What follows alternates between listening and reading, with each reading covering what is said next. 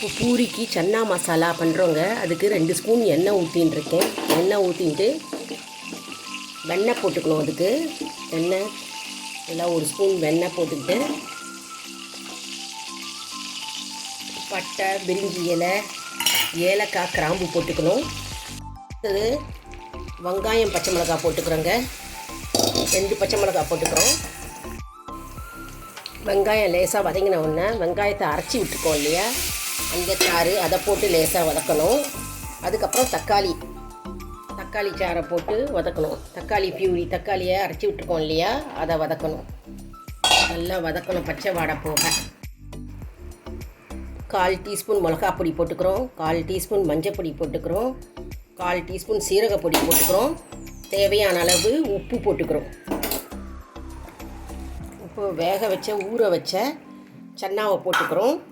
அப்புறம் முந்திரி, தேங்காவை அரைச்சி விட்ட விழுதை போட்டுக்கிறோம்.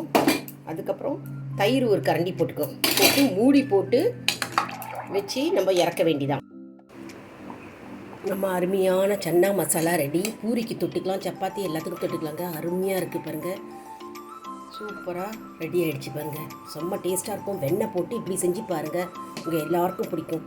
உங்கள் கமெண்ட்ஸை எனக்கு ஷேர் பண்ணுங்கள். செஞ்சு பார்த்துட்டு எனக்கு உங்களுடைய கருத்துக்களை ஷேர் பண்ணுங்கள். நன்றி, வணக்கம்.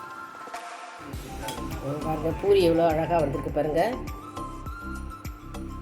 டிஷ்யூ பேப்பரில் எப்பவுமே போட்டுக்கணும். இந்த மாதிரி டிஷ்யூ பேப்பர் போட்டோன்னா நமக்கு எண்ணெய் வந்து இதை இழுத்துக்கும். அதனால் எண்ணெய் வந்து நம்மளுக்கு பூரியில் தங்காது. அதனால தான் டிஷ்யூ பேப்பர் போடுவோம்.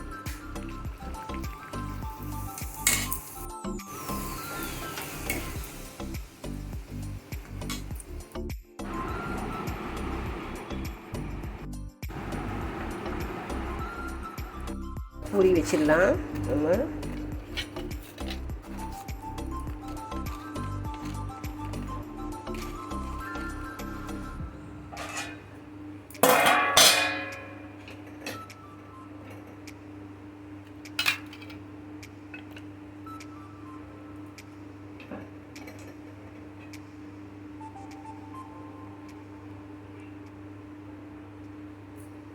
சன்னா வச்சிட்டோம். மேலே வெங்காயம் தூவிக்கலாம். லெமன் வேணா புழிச்சிக்கலாம். Excellent puri chana masala ready. அதாவது வெண்ணெய் போட்டு நம்ம வந்து பியூரி, அதாவது வெங்காய பியூரி, தக்காளி பியூரி, அரைச்சி விட்ட விழுது போட்டு இந்த மெத்தடில் பண்ணிங்கன்னா ஹோட்டல் டேஸ்ட் வருங்க. எக்ஸலண்ட்டாக இருக்குங்க. செம்மையாக கமன்னு போய் வாசனை வருது.